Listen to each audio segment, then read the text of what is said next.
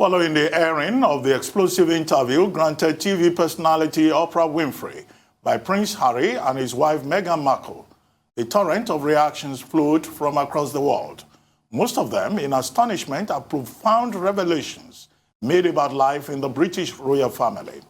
It provided endless fodder for the mainstream media to chew on. Former Good Morning Britain anchor Piers Morgan, who had been highly critical of Meghan, ran into troubled waters with his over-the-top comments against the embattled royal couple. Many guests on the show clearly were not impressed by his comments, and they made their feelings known. One of such guests was Dr. Shola Mos-Shogbaminu, author of This Is Why I Resist, Don't Define My Black Identity, a British Nigerian, New York attorney and solicitor of England and Wales, with broad expertise in the financial services industry, a writer, public speaker, and a political commentator who features regularly in mainstream and online media. She'll be talking about her convictions regarding developments in the British monarchy, her telling off of Piers Morgan, and issues raised by Harry and Meghan in that Oprah interview and her book. Dr. Shogbaminu, welcome to the program. Thank you for joining us. Good morning. Good morning. Hello. Thank you for having me. Yes, thank you. Well, that's your encounter with Piers Morgan. I mean, it has gone viral. It's become a global, video. But very quickly, only this morning, Piers Morgan has been saying that he stands by his point, the position that he took. But it was after that your encounter that the meltdown occurred and he had to leave. When you look back, because you described him as a disappointment, do you feel vindicated and that you saw what was going to happen to him? Well, I didn't know he was going to walk out on Alex Beresford while Alex was calmly giving him his own opinion. But, Piers walking out on Alex was just the height of petulant masculine fragility. Look, I think the bottom line here is we have to think about the kind of society we want to live in. We have to be very careful, especially when you're in the spotlight, and when you have the kind of responsibility that comes from being on a national platform, that we cannot continue to enable the kind of the ongoing dislike, the bigotry, the sexism, the racism, and the misogyny against Meghan Markle. It just doesn't make sense to me. And so as far as I was concerned in that day, I just spoke my mind. You certainly did. The same Piers Morgan who so staunchly defended that dance group, Diversity, after their brilliant routine about Black Lives Matter, was the same one who fell into the trap of misogyny. I'd like you to discuss what it is about Black women in particular that seems to grate on some people in this kind of way, and also exactly what... I think it's important to understand that. Sorry. I had a follow-up question for you. Exactly what is so offensive to those of us who find it offensive? That comment that Meghan Markle said was made to Prince Harry about the color of her unborn child. Exactly what is wrong with that comment? Because some people are being deliberately obtuse, I feel. Tell us what exactly is wrong with that comment. I think those who deliberately want to make this not look what exactly it is, which is it is a racist comment. When you think that people feel comfortable to have concerns about the implications of Archie having darker skin, that is the stigma that comes with racism, that racism has subjected Black people to. It is part of the dehumanization of the Black identity, which is rooted in the legacy of slavery.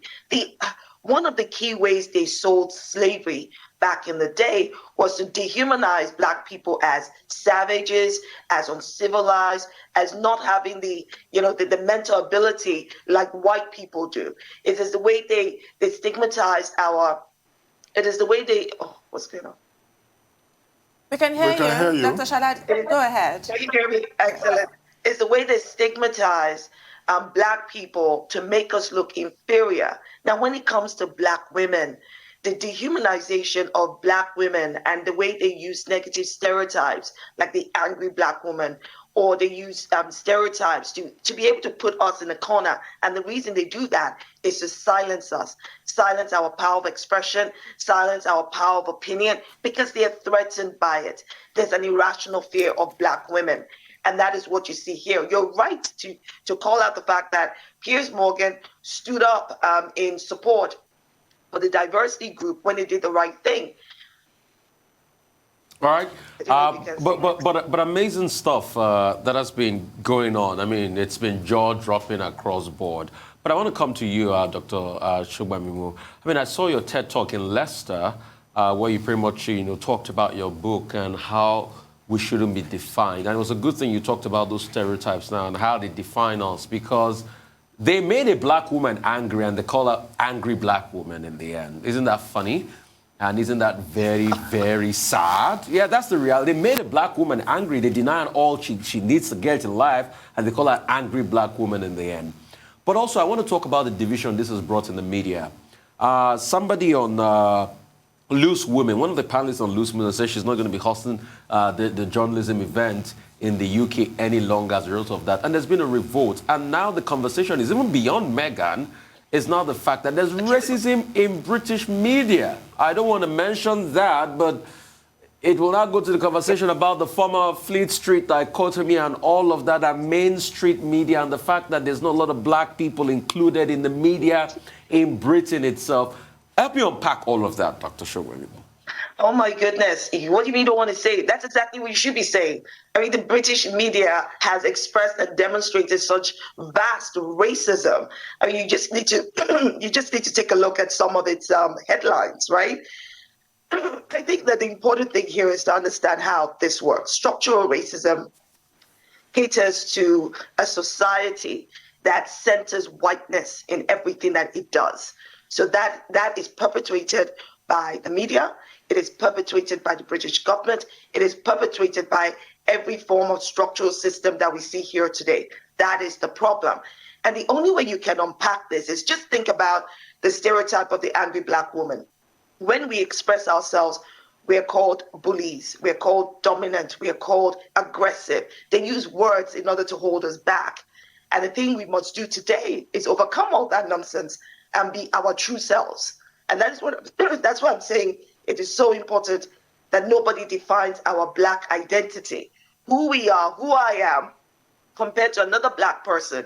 You don't get to use one term, one full-size term to put us into a bucket so that you can feed the notion of white supremacy. That's just utterly wrong. Well, Dr. Shogbaminu, I'd like to ask you your reaction to the statement by the palace. The Buckingham Palace, their reaction. Do you think it's adequate? Do you think it really addresses the problem? And then your book, This is Why I Resist, Don't Define My Black Identity. You are calling for change. You are calling for revolution. Okay, do you think a time will ever come when we would have a vaccine for racism? And I use that, in a figurative sense. Oh my goodness, vaccine for racism. No, we need to eradicate the damn thing. That's what we need to do. We start by eradicating white supremacy. Look, the point is this, the statement from the palace was absolutely inadequate. It's the attempt to stop public scrutiny and not be accountable to the public for these serious issues that we've heard about. And I think it's definitely unsatisfactory. It just doesn't do the job at all. And when I wrote in my book, This Is Why I Resist, what I write about is the importance of us pushing. It's the importance of us reclaiming who we are as Black people and refusing to be defined by Eurocentric, white-centric definitions. And I think that is really important. It's so important for me as a British Nigerian to be my authentic African self. I am African from the roots of my hair to the soles of my feet. I should carry my name with pride. And when people can't pronounce my name properly, I should call them out. I say that if you can't read my name, you're an illiterate. If you can't pronounce my name, you're just lazy. It's not difficult. Because if you can say Schwarzenegger, Swarovski, and all the other ones, you really should have, it shouldn't be that difficult to say Mos-Shogbaminu. Just read it phonetically. These are the kind of things that I feel very strongly about, that we as a people, we have to walk into our own consciousness. Whether you're in Nigeria, Ghana, in London, in America, it is important that your authenticity, who you are, your roots, they speak for you. And you should stand in that pride. We shouldn't have to conform to what is seen as, Eurocentric standards of beauty or Eurocentric standards of professionalism. Utter nonsense. We need to just change all that narrative. You're so right about the names. I had the same experience. And there are Scandinavians with their Nordic names and Celtic names. Everybody had no problem pronouncing those. But my African name, I was asked to change it. And the answer was no, quite clearly. I wanted to ask you about a comment that you made on your appearance on Piers Morgan's show, as it then was, Good Morning Britain, when you blamed the Queen. I actually remember what you said, which I disagreed with. You said, what kind of grandmother does that? You blamed her for not reaching out to Harry and Meghan. According to today's Daily Mail, she's gotten your memo and is trying to, reach out to them personally. Do you think that will do the trick at this point? Do you think that will actually mend the bridges that have been kind of burnt, or at least smoldering at this point? I think you totally misinterpreted what I said, because when I called out the Queen as the head of the family and head of the state to account, what I was saying is, people who are saying, well, we can't talk about the Queen, I'm saying, but you have to talk about the Queen, because as grandmother, she's close to Harry. We can see that from what Harry said, but she has power and influence. It makes no sense. It doesn't add up that she can't use that power and influence as the Queen to have ended all of this racist coverage. Because we know for a fact that the palace do what they can to protect Prince Andrew. We know for a fact that the palace do what they can to end ridiculous stories per what Meghan said. So I'm speaking truth. I've said absolutely nothing that is incorrect. You can't imagine that you are in the position of power and influence and you wouldn't do that to protect your loved ones. That makes no sense. Look, the statement that came out from Buckingham Palace is apparently the statement from the Queen. And what I'm saying is it's not good enough. This cannot be one of those situations where the palace thinks that we're just going to put people at a distance. It just really sounds out of touch. Racism, especially today, is an hard-going conversation, especially with last year, the global Black Lives Matter protests, the impact of COVID, that it impacted more people from the Black, Asian, ethnic minority groups because of long-standing structural inequalities. So I'm sorry, I expect the monarchy to lead the way. That's what I would expect the monarchy to do, to steer the society in the right way. And this is a democracy. I'm sorry, so I have every right. She is my queen. So I have every right to call it out if I find that the monarchy, if I find them wanting, and I find them wanting in this. All right, real quickly, so I've got three quick questions. Number one will be, Piers Morgan is no longer a Good Morning Britain. Why can't you be the host of Good Morning Britain, or any black woman out there to take Piers Morgan's job? Why ever not? Why, yeah. I mean, I think they should be calling you by now and talking to you about that. Secondly, there's another talk about, pulling Harry off that, inheritance line and all of that, since he said he's not going to go on duty again with the royal family and all of that. Isn't that just witch hunting? What's your take on that? And correct me if I'm wrong, I think the monarchy, the court, has had a black family member at a point, Sally Bonaire.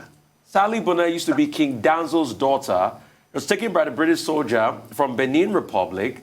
And Queen Victoria loved her so much that even when she got married to Lalubo Davis, Queen Victoria sent emissaries to the wedding ceremony. So what's changed? Well, let me start with the last question. First of all, yes, Queen Victoria loved her goddaughter, and that is, and she had a special relationship with her.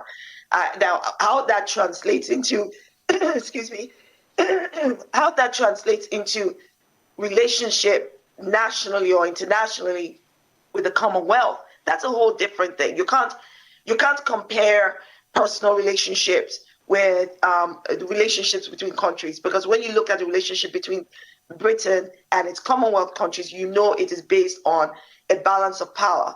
And that power construct is based on the whole white supremacy thing, right? But let's put that one to one side. The other question you asked about Piers Morgan leaving, I would love to see a black woman take his place. I would love to see a position like that for them, not a racial gatekeeper. And no, not me. There are incredible black journalists who have been in the work for a very long time. And as far as I see, it is time to give them the opportunity. Now, what was your second question?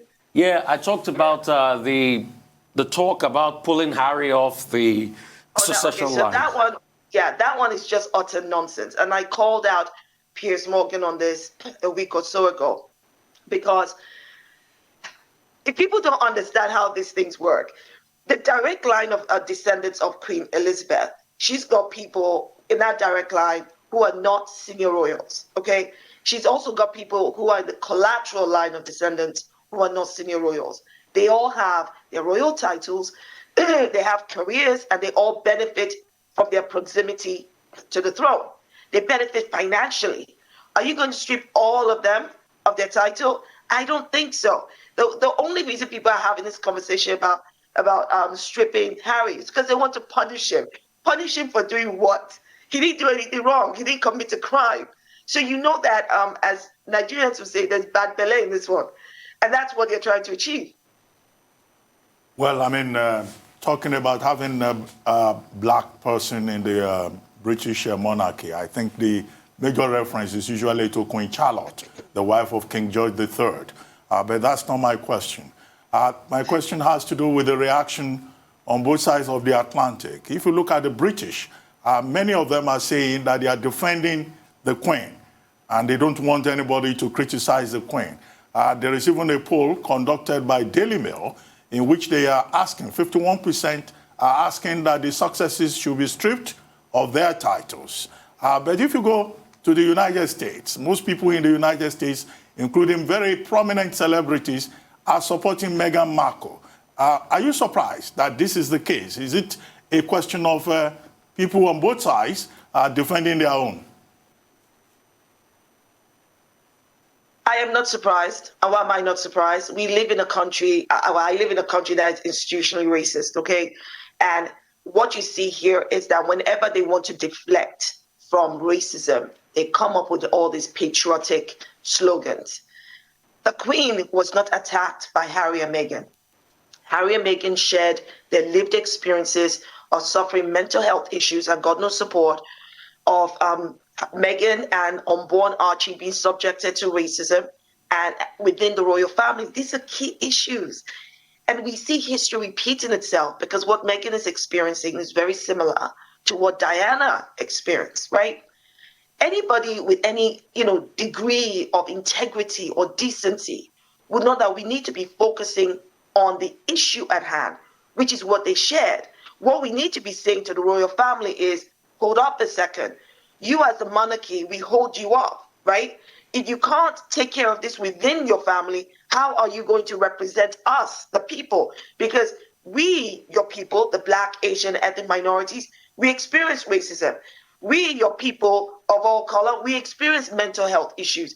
How are you not taking care of your own family? How can we then trust you to take care of us? If you're going to be so dismissive of somebody who's experiencing, of Meghan who's experiencing suicidal thoughts, then you're paying lip service to all the charities you claim you're running. This is why I say the monarchy needs to be held to account. That's what we need to do. That is what needs to happen. I am not surprised that people have taken sides. Those who are making it about the Queen know for a fact that they are deflecting and distracting from the real issue. Yes, the monarchy does need to be dragged kicking and screaming into the 21st century. But for me personally, I don't expect the kind of courage that somebody like maybe Meghan Markle has shown from everybody. It's praiseworthy because it's unusual. Most people dare not speak up. But my question now is about the really kind of sick hazing ritual that we often see women who marry into the royal family. And even, I remember Sherry Blair, there's a newspaper we've mentioned this morning. I don't want to repeat it because I'm about to criticize it. I stopped reading it because of Sherry Blair and the way they would just attack her so viciously. What exactly does that say about the press, the culture, the ethics, and also about the public that buy these papers that fuel this kind of viciousness? You know the nail. You've taken a hammer and you've just hit it on the nail. We live in a system that is steeped in the patriarchy. The fact that with the monarchy, it continually, from what we've seen, it takes vibrant, independent women and then tries to break them to fit a mold. I mean, I'm thinking to myself as I was listening to Megan, that what in heaven's name did they do to you to turn you from who you were, a successful, career-minded, vibrant woman, into a woman that was scared, a woman that was afraid, a woman that was thinking, I don't want to live anymore. What in heaven's name happened there? That makes no sense to me. So clearly there is a structural issue here, especially with the patriarchy. There is a structural issue, and that needs to be addressed. We need to ensure, I mean, this is International Women's Month, and we need to ensure that women, be them in the royal family, outside the royal family, have the freedom to be women. I'm not saying there will not be rules. Of course there are rules. There are always rules. But those rules cannot make it impossible for you to be you, because any rule that makes it impossible for you to be you should be broken. Right, yeah, it's International Women's Month, and everybody's talking about, cancel culture, woke culture.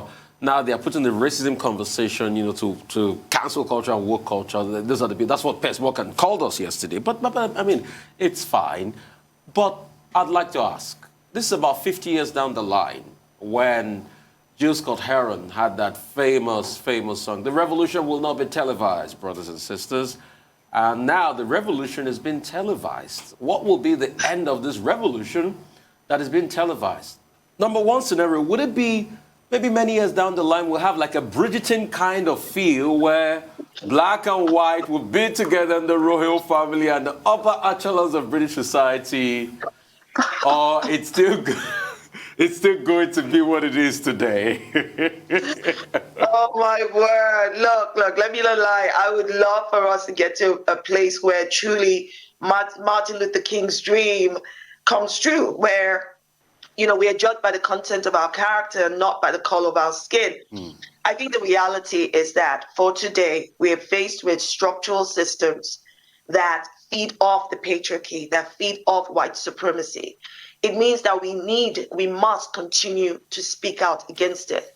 And it can't just be, by individuals. I think that when we talk about racism that exists in, white-dominated societies, we also need to focus on the structural racism, the imbalance of power between white nations and black nations, between white nations and brown nations, and question why that exists. Look into, for instance, countries like Nigeria. What are the pre-existing agreements that are in place between Nigeria and Great Britain that are based on prior to the independence? Think about that. What is it that, as a Commonwealth country, we keep giving back to Britain? And what is it, and I'm asking this also as a British citizen, what is it that we, as Britain, that we continue to, maybe take advantage of? We need to have these real questions, because until the balance of power is somewhat equal, we're going to continue to have these issues.